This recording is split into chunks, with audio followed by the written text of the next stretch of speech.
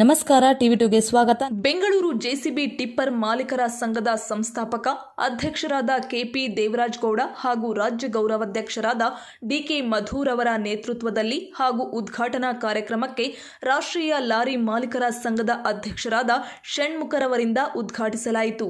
ಸಂಘದಿಂದ ಷಣ್ಮುಖಂರವರಿಗೆ ಅಧ್ಯಕ್ಷರಾದ ದೇವರಾಜ್ ಗೌಡ ಹಾಗೂ ಮಧುರ್ ಅವರಿಗೂ ಹಲವಾರು ಪದಾಧಿಕಾರಿಗಳು ಸನ್ಮಾನ ಮಾಡಲಾಯಿತು. ಇದೇ ಸಂದರ್ಭದಲ್ಲಿ ಮಾತನಾಡಿದ ಸಂಘದ ಅಧ್ಯಕ್ಷರಾದ ದೇವರಾಜು ಹಾಗೂ ಗೌರವಾಧ್ಯಕ್ಷರಾದ ಮಧುರ್ ಅವರು ಮಾತನಾಡಿ, ಲಾರಿ ಬೆಲೆ 20 ರಿಂದ 40 ಲಕ್ಷ ಆಗಿದೆ. ಆರ್ಟಿಒ ಮತ್ತು ಪೊಲೀಸರಿಂದ ನಮಗೆ ಕಿರುಕುಳ ಹೆಚ್ಚಾಗಿದೆ. ಡೀಸೆಲ್ ಬೆಲೆ ಕೂಡ ಹೆಚ್ಚಾಗುತ್ತಾ ಬಂದಿದೆ. ಸ್ಪೇರ್ ಪಾರ್ಟ್ಸ್ ಕೂಡ ಹೆಚ್ಚಾಗಿದೆ. ನಾವು ಬ್ಯಾಂಕಿನಲ್ಲಿ ಸಾಲ ಮಾಡಿದ್ರೆ ಎಷ್ಟೋ ಓನರ್ಸ್ಗಳು ಬ್ಯಾಂಕಿನ ಸಾಲ ತೀರಿಸುವುದಕ್ಕೂ ಬಹಳ ಕಷ್ಟಕರವಾಗಿದೆ. ಟ್ರಾಫಿಕ್ ಕಿರಿಕಿರಿ ನೆಪದಲ್ಲಿ ಟಿಪ್ಪರ್ ಲಾರಿ ಹಾಗೂ ಜೆಸಿಬಿ ಮಾಲೀಕರಿಗೆ ತುಂಬ ತೊಂದರೆಯಾಗುತ್ತಾ ಬಂದಿದೆ. ಈಗಿನ ಸರ್ಕಾರ ಉಪಮುಖ್ಯಮಂತ್ರಿ ಡಿಕೆ ಶಿವಕುಮಾರ್ ಹಾಗೂ ಸಾರಿಗೆ ಸಚಿವರಾದ ರಾಮಲಿಂಗಾರೆಡ್ಡಿಯವರು ತಮ್ಮ ಕಷ್ಟಗಳನ್ನು ಅರಿತು ನಮಗೆ ಅನುಕೂಲ ಮಾಡಿಕೊಡಬೇಕಾಗಿದೆ. ರಾಷ್ಟ್ರೀಯ ಲಾರಿ ಮಾಲೀಕರ ಸಂಘದ ಅಧ್ಯಕ್ಷರಾದ ಷಣ್ಮುಖಪ್ಪ ಅವರಿಗೆ ಮನವಿ ಮಾಡಿದರು. ಷಣ್ಮುಖಪ್ಪ ಅವರು ಮಾತನಾಡಿ, ನಾವು ಕೂಡ ನಿಮ್ಮ ಕಷ್ಟಗಳು ನಮಗೂ ಗೊತ್ತಿದೆ. ಸರ್ಕಾರಕ್ಕೆ ಬಿಸಿ ಮುಟ್ಟುವಂತಹ ಕೆಲಸ ಮಾಡಬೇಕಿದೆ. ಎಲ್ಲರೂ ಒಗ್ಗಟ್ಟಾಗಿ ಮುಂದಿನ ದಿನದಲ್ಲಿ ತೀರ್ಮಾನ ಕೈಗೊಳ್ಳಲಾಗುವುದು ಎಂದು ಹೇಳಿದರು. ಜೆಸಿಬಿ ಮತ್ತು ಟಿಪ್ಪರ್ ಮಾಲೀಕರ ಸಂಘದಿಂದ ಬೆಲೆ ನಿಗದಿಪಡಿಸಿದರೆ ಜೆಸಿಬಿ ಬ್ರೇಕರ್ 1 ಗಂಟೆಗೆ ದರ 1300 ರಿಂದ 1600, ಟಿಪ್ಪರ್ 1 ದಿನದ ಬಾಡಿಗೆ 5000 ದಿಂದ 7000 ರೂಪಾಯಿ, ಜೆಸಿಬಿ 1 ಗಂಟೆಗೆ 900 ರಿಂದ 1200 ರೂಪಾಯಿ ಏರಿಕೆಯಾಗಿದೆ. ಸಾರ್ವಜನಿಕರು ಸಹಕರಿಸಬೇಕಾಗಿ ಸಂಘದಿಂದ ಮನವಿ ಮಾಡಿದರು. ಹಾಗೆ ನಾರಾಯಣ ಅವರಿಗೆ ಗೌರವ ವಂದನೆ.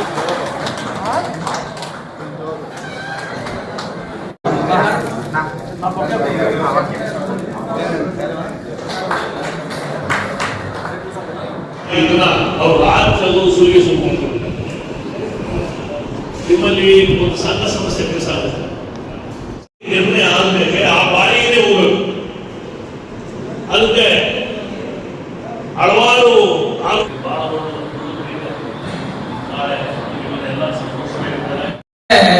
ಅಡ್ಮಿನ್ ಅವರೇ ಚೇರ್ಮನ್. ಮಿನ್ನಲ್ ಗಾಡಿ ಹೋಗ್ತದೆ ರಾತ್ರಿ 12:15. ಇವರಿಂದಾಗಿ ಎಷ್ಟು ತೊಂದರೆ ಆಗಿದೆ ಅಂತ ಹೇಳಿ 12:15 ಅವರು ವಾಟ್ಸಪ್ ಅಲ್ಲಿ ಇರ್ತಾರೆ, ಆನ್ಲೈನ್ ಅಲ್ಲಿ. ಇವತ್ತು ಹುಡುಗರುಗಳು ಸ್ಮಿತಾ ಅಂತ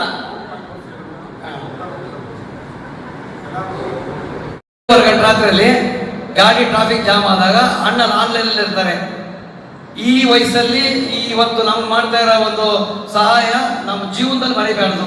ಅವ್ರು ನೆನೆಸ್ಕೊಂಡು ನಾವುಗಳು ನಮ್ಮ ಹೆಂಡತಿ ಮಕ್ಕಳನ್ನ ಚೆನ್ನಾಗಿ ಸಾಕೋಬೇಕಂತಂದ್ರೆ ಒಗ್ಗಟ್ಟಾಗಿರ್ಬೇಕು. ನಮ್ಗೆ ಟ್ರಾಫಿಕ್ ನಾವೇ ಜಾಮ್ ಮಾಡ್ತೀವಿ. ಈ ರೋಡಿಂದ ಈ ರೋಡ್ ಬರ್ಲಿಕ್ಕೆ ಏನ್ ಪ್ರಾಬ್ಲಮ್ ಆಗುತ್ತೆ?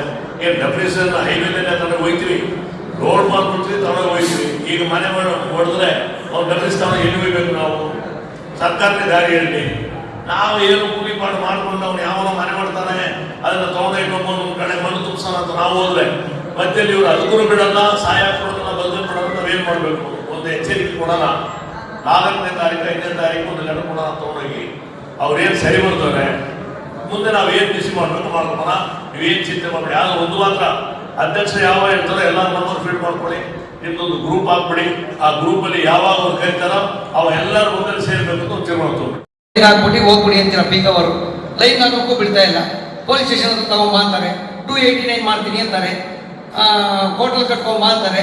ಪೊಲೀಸ್ಗಳು ಒಂದಲ್ಲ ಎರಡಲ್ಲ 10 ಸಮಸ್ಯೆ. ಆಮೇಲೆ ಚೇಸಿಂಗ್ ಮಾಡಿ ಹಿಡಿತಾರೆ.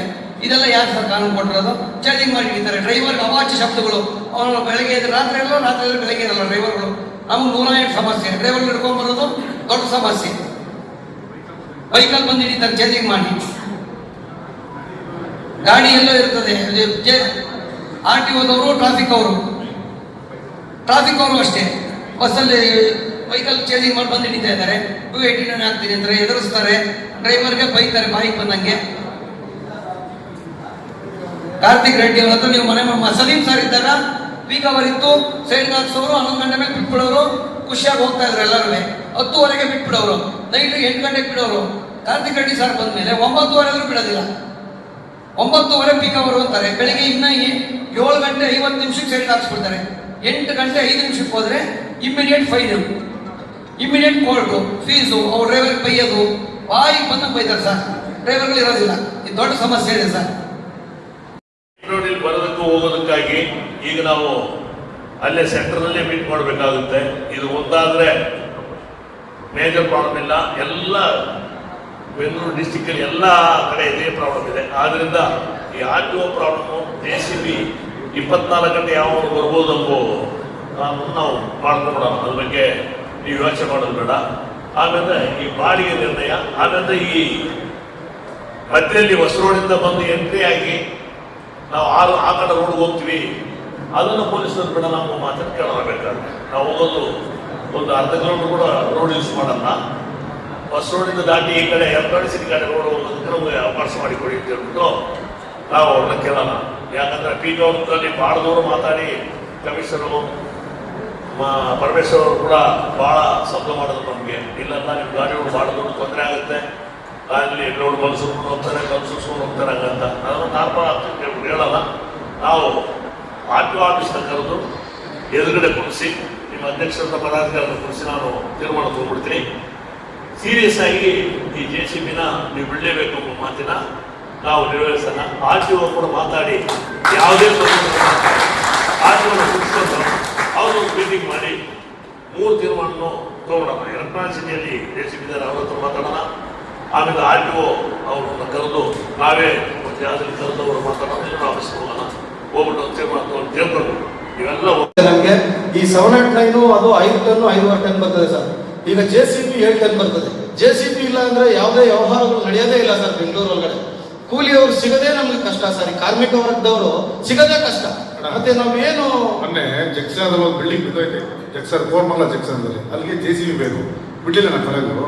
ಆಮೇಲೆ ಲಾಸ್ಟ್ ಏನಾಯ್ತು, ಕಾಡಿ ಬೇಡಿ ಕಾಲ ಬೀಳ್ತೀನಿ ಬಿಡಿ, ಬಿಲ್ಡಿಂಗ್ ಇನ್ನೊಂದು ಬಿಲ್ಡಿಂಗ್ ಬಿದ್ದೋಗ್ತಾ ಇದೆ, ಇನ್ನೊಂದು ಬಿಲ್ಡಿಂಗ್ ಮೇಲೆ ಬಿದ್ದೋಗುತ್ತೆ. ಅಲ್ಲಿ 100 ಜನ ವಾಸವಾಗಿದ್ದಾರೆ. ಮತ್ತೆ ಕಾಡಿ ಬೇಡಿ JCB ಬಿಡಿಸ್ಕೊಂಡು ಬಂದಿದ್ದಾರೆ. ಅವ್ರಿಗೆ 2000 ದುಡ್ಡು ಕೊಟ್ಟು ಗಾಡಿ ಬಿಡಿಸ್ಕೊಂಡು ಬಂದು ಬಿಲ್ಡಿಂಗ್ ಮೇಲೆ 283 ಕೇಸ್ ಆಗ್ತಾ ಇದ್ರು. ಈಗ 285 ಕೇಸ್ ಆಗ್ತಾ ಇದ್ದಾರೆ. ಒಗ್ಗಟ್ಟನ್ನ ನಾವು ಕಾಪಾಡಬೇಕು. ಮುಂದಿನ ದಿನಗಳಲ್ಲಿ ನಾವೇನೋ ಒಗ್ಗಟ್ಟಾಗಿಲ್ಲ ಅಂತ ಹೇಳಿದ್ರೆ ಬೆಂಗಳೂರಿಂದ ಆಚೆ ಹಾಕುವಂತ ಕೆಲಸವನ್ನ ಈ ರಾಜಕೀಯ ವ್ಯಕ್ತಿಗಳು ಮಾನವ ಮಾಡ್ತಾರೆ.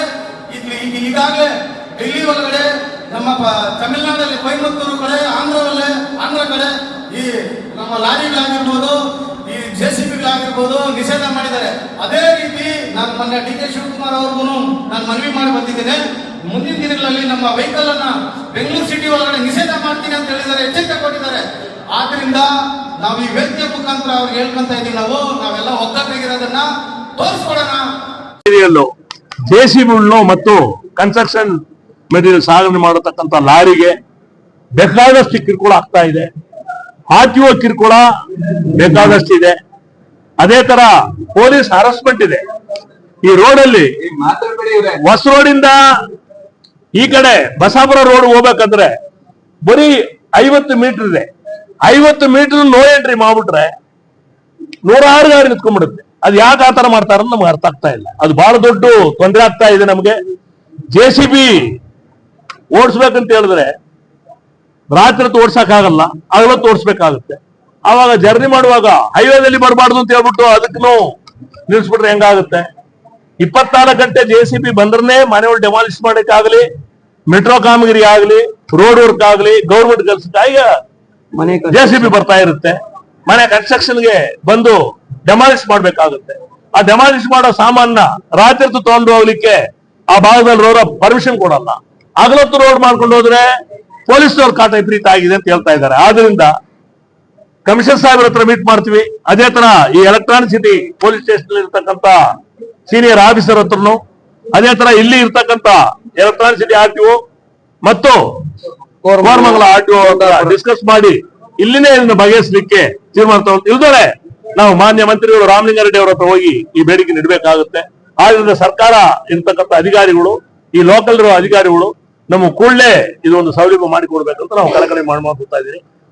ಕೋಟ್ಯಾಂತರ ರೂಪಾಯಿ ನಮ್ಮಿಂದ ಸರ್ಕಾರಕ್ಕೆ ರೆವಿನ್ಯೂ ಬರುತ್ತೆ. ಒಂದ್ ದಿನಕ್ಕೆ ಒಂದು JCB ಹೊಡೆದ್ರೆ 4,000 ರೂಪಾಯಿ ಮೇಗೆ ಡೀಸೆಲ್ ಮೇಗೆ ಚೆಸ್ ಬರುತ್ತೆ.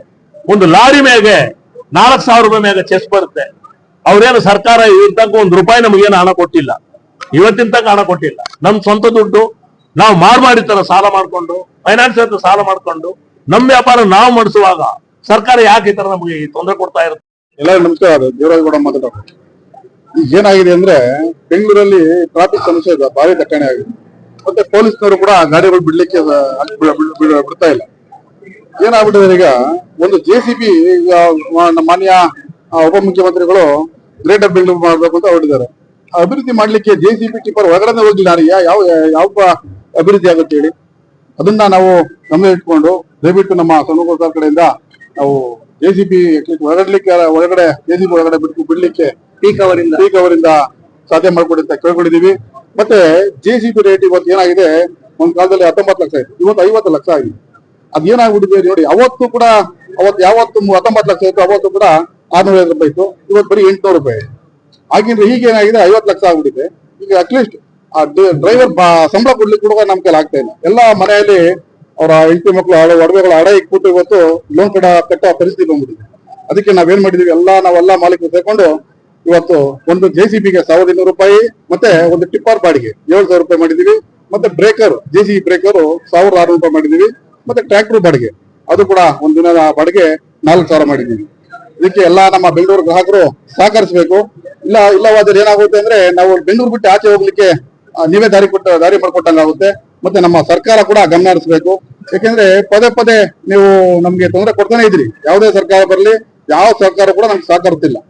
ನಮ್ಮ ಬಗ್ಗೆ JCB ಹಾಗೂ ಟಿಪ್ಪರ್ ಮಾಲೀಕರ ಬಗ್ಗೆ ಯಾರು ಕೂಡ ಯೋಚನೆ ಮಾಡ್ತಾ ಇಲ್ಲ, ಯಾರು ಕೂಡ ಸಹಕರಿಸ್ತಿಲ್ಲ. ನಿಮ್ಮಲ್ಲಿ ಪ್ರೊಫೆಷನಲ್ ಡ್ರೈವರ್ಸ್ ಕೂಡ ನೀವು ಕೂಡ ಇಟ್ಕೋಬೇಕಾರೆ. ಈಗ ಎಲ್ಲಿಂದ ಮೈಗ್ರೇಟ್ಸ್ ಎಲ್ಲ ಬಂದಿರ್ತಾರೆ, ಅವ್ರಿಗೆಲ್ಲ ನೀವು ಗಾಡಿ ಕೊಡ್ತಾರೆ. ಪವರ್ ಸ್ಟೇರಿಂಗ್ ನಿಮ್ದೆಲ್ಲವೂ ಕೂಡ ಹೆವಿ ಗಾಡಿಗಳು. ಪ್ರೊಫೆಷನಲ್ ಡ್ರೈವರ್ ಇಟ್ಕೊಳ್ಳೋದು ಮುಂದೆ ಕೂಡ ಅಸೋಸಿಯೇಷನ್ ತಗೊಳ್ಬೇಕಾಗುತ್ತೆ. ಸರ್ ಏನಾಗಿದೆ ಅಂದ್ರೆ ನಮ್ಮಲ್ಲಿ ಹೆವಿ DL ಇಂದಾನೆ ಗಾಡಿ ಯಾರು ಕೊಡ್ಲಿಕ್ಕೆ ಅವಕಾಶ ಇಲ್ಲ.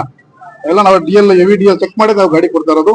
ಆತರ ಇದ್ರೆ ನಾವು ಎಲ್ಲಾ ಮಾಲೀಕರು ಹೇಳಿದೀವಿ, ನಮ್ಮಲ್ಲಿ ನಮ್ಮ ಗಮನಕ್ಕೆ ತನ್ನಿ. ಬಿಸ್ನೆಸ್ ಮಾಡುವಾಗ ಎಲ್ಲಾ ಹೆವಿ ಡ್ರೈವರ್ದು ಲೈಸೆನ್ಸ್ ನ ಚೆಕ್ ಮಾಡಿನೇ ಆಟೋ ಬಿಡ್ತಾರೆ. ಯಾವುದೇ ಕಾರಣಕ್ಕೂ ಒಂದು ಗಾಡಿ ಕೂಡ ಹೆವಿ ಡ್ರೈವರ್ ಇದ್ದವ್ರು ಇಲ್ಲ. ಅದೇ ತರ ಲೈಸೆನ್ಸ್ ಕೊಡುವಾಗಲೇ ಅವ್ರಿಗೆ ಟ್ರೈನಿಂಗ್ ಕೊಡೋದು ಕೂಡ ಅಭ್ಯಾಸ ಆಗಿದೆ. ಅದೇ ತರ ಒಂದೊಂದು ವರ್ಷದ FC ಮಾಡುವಾಗ ನಾವು ಹೆವಿ ಡ್ರೈವಿಂಗ್ ಲೈಸೆನ್ಸ್ ಇಲ್ದವ್ರ ಗಾಡಿನ ಕೊಡಕ್ ಆಗೋದಿಲ್ಲ. ಕಾರಣ ಮುಖ್ಯವಾಗಿ ಇನ್ಶೂರೆನ್ಸ್ ಸಿಗೋದಿಲ್ಲ. ಆದ್ರಿಂದ ಒಳ್ಳೆ ಎಕ್ಸ್ಪೀರಿಯನ್ಸ್ ಡ್ರೈವರ್ಸ್ ಇವಾಗ ಕೊಟ್ಟಿದೀವಿ. ನಾವ್ ಹೇಳಿದಾಗ ನಾರ್ತ್ ಇಂಡಿಯಾ ಇಂದ ಡ್ರೈವರ್ಸ್ ಬಂದಿದ್ದಾರೆ. ಅವ್ರೆಲ್ಲ ಎಕ್ಸ್ಪೀರಿಯನ್ಸ್ ಡ್ರೈವರ್ಸೇ. ಅವ್ರೆಲ್ಲ 5 ವರ್ಷ 10 ವರ್ಷ ಟಿಪ್ಪರ್ ಓಡಿಸ್ಬಿಟ್ಟು ಘಾಟಲ್ಲಿ ಬಂದವರು. ಅದೇ ತರ ಇಲ್ಲಿನೂ ನಾವು ಚೆಕ್ ಮಾಡಿನೇ ಕೊಡೋದು. ಯಾಕಂದ್ರೆ ನಾಳೆ ನಮಗೆ ದೊಡ್ಡ ಲಾಸ್ ಆಗುತ್ತೆ ಅಂತ ನಮ್ಗೆ ಗೊತ್ತಿದೆ. ಆದ್ರಿಂದ ನಾವು ಕೊಡುವಾಗಲೇ ಚೆಕ್ ಮಾಡೇ ಕೊಡ್ತೀವಿ. ಎಲ್ಲೋ ಒಂದೇ 2 ಅಪಘಾತ ಆಗ್ಬೋದು, ಅದು ನಮ್ಮಿಂದ ಆಯ್ತು ಅಂತ ಹೇಳಕ್ಕಾಗಲ್ಲ, ಸ್ಕೂಟರ್ನವರಿಂದ ಆಯ್ತು ಅಂತ ಹೇಳಕ್ಕಾಗಲ್ಲ. ಆದ್ರಿಂದ ಇನ್ನೊಂದು ಮುಖ್ಯವಾಗಿ ಏನಂದ್ರೆ, ಚಂದಾಪುರದಿಂದ ಮಡಿವಾಳ ತನಕ ಎಲ್ಲಿನೂ ಡಬ್ರೀಸ್ ಗಾಡಿ, ಈ ಕನ್ಸ್ಟ್ರಕ್ಷನ್ ಗಾಡಿಗಳು ಬಹಳ ಅಡ್ಡಾಡೋದಿಲ್ಲ. ರೋಡ್ ಕ್ರಾಸ್ ಮಾಡ್ಕೊಂಡು ಹೋಗ್ತಾರೆ ಅಷ್ಟೇ. ಈ ರೋಡಿಂದ ಈ ರೋಡ್ ಕ್ರಾಸ್ ಮಾಡ್ಕೊಂಡು ಹೋಗ್ತಾರೆ. ಏನ್ ಬೆಂಗಳೂರಿಗೆ ತಗೊಂಡೋಗ್ತಾರೆ ಡಬ್ರೀಸು? ತಗೊಂಡೋಗೋದಿಲ್ಲ. ಆದ್ರಿಂದ ನಮ್ಮ ಭಾಗದಲ್ಲಿ ಇರ್ತಕ್ಕಂಥ ಗಾಡಿಗಳಿಗೆ ರೋಡಲ್ಲಿ ಗಾಡಿ ಇರೋ ತನಕ ಪಾಪ ಕೆಲಸಗಾರ ಇಲ್ದಂಗೆ ನಾವೇ ಜಾಬ್ ಕ್ರಿಯೇಟ್ ಮಾಡ್ತೀವಿ. ಒಂದ್ ದಿವಸಕ್ಕೆ 20,000 ಗಾಡಿಗೆ ಮ್ಯಾಗೆ ರಿಲೀಸ್ ಆಗುತ್ತೆ ಆಲ್ ಓವರ್ ಇಂಡಿಯಾ. 20,000 ಜನಕ್ಕೆ ನಾವು ಕೆಲಸ ಕೊಡ್ತಾ ಇದೀವಿ. ಕರ್ನಾಟಕದಲ್ಲಿ ಒಂದ್ ದಿನಕ್ಕೆ 5,000 ಜನಕ್ಕೆ ನಾವೇ ಕೆಲಸ ಕೊಡ್ತಾ ಇದೀವಿ. ಸರ್ಕಾರನೇ ಕೊಡಕ್ಕಾಗಲ್ಲ ಅಂತ ಕೆಲಸ ನಾವು ಕೊಡ್ತಾ ಇದೀವಿ. ಆದ್ರಿಂದ ಸರ್ಕಾರ ನಮ್ ಜೊತೆಗೆ ಸ್ವಲ್ಪ ಸಪೋರ್ಟ್ ಮಾಡ್ಬೇಕು. ನಾವು ಕಳಕಳಿ ಗಂಟೆಗೆ 900 ರೂಪಾಯಿ ಓಡಿಸ್ತಾ ಇದೀವಿ. ಇವಾಗ 1200 ರೂಪಾಯಿ ಯಾಕೆ ಓಡಿಸ್ತಾ ಇದೀವಿ ಅಂತಂದ್ರೆ ಟ್ರಾಫಿಕ್ ದಟ್ಟಣೆ, ಡೀಸೆಲ್ ಬೆಲೆ, ನಮಗೆ ಸ್ಪೇರ್ ಪಾರ್ಟ್ಸ್ ತುಂಬಾ, ಅದು ಸ್ಪೇರ್ ಪಾರ್ಟ್ಸ್ ಅಂತೂ ಹೇಳ್ಕೋಬಾರ್ದು. ಆ ತರ ಒಂದು JCB ಸಮಸ್ಯೆ ಇದೆ. ಇನ್ನ ಲಾರಿಗೆ ಹೋದ್ರೆ ಬಿಡಿ ಭಾಗಗಳಂತೂ ಲೆಕ್ಕನೇ ಇಲ್ಲ. ಲಾರಿ ಬಿಡಿ ಭಾಗಗಳು ಇವತ್ತು ಪೆಟ್ರೋಲ್ ಲೋಡಿಂಗ್ ಹಾಕ್ಸಕ್ಕೆ 65,000 ಬೇಕು ಸರ್. 65,000 ಬೇಕು. ನಾವು ಇಲ್ಲಿ ದುಡಿಯೋದು 5,000 ರೂಪಾಯಿ. ಒಂದು ಪ್ಯಾಚು ಪಂಚರ್ ಹಾಕ್ಲಿಕ್ಕೆ 550 ರೂಪಾಯಿ ತಗೊಂತಾರೆ. 550 ರೂಪಾಯಿ ತಗೊಂತಾರೆ ಪ್ಯಾಚು ಪಂಚರ್ ಹಾಕ್ಲಿಕ್ಕೆ. ಇದರಿಂದಾಗಿ ಎಲ್ಲಾರು ಬಿಲ್ಡರ್ಗಳಾಗ್ಲಿ ಗ್ರಾಹಕರಾಗ್ಲಿ ನಮ್ಗೆ ಸ್ವಲ್ಪ ಸಹಕರಿಸಣೆ ಮಾಡ್ಬೇಕು. ನಮಗೆ ಅವರು ಅನುಕೂಲ ಮಾಡ್ಕೊಡ್ಬೇಕು, ನಮ್ಮಿಂದ ಅವ್ರಿಗೂ ಅನುಕೂಲ ಇದೆ. ಇದನ್ನ ನಾವು ಕಳಕಳಿಯಿಂದ ಪ್ರಾರ್ಥನೆ ಮಾಡ್ತಾ ಇದ್ದೀವಿ.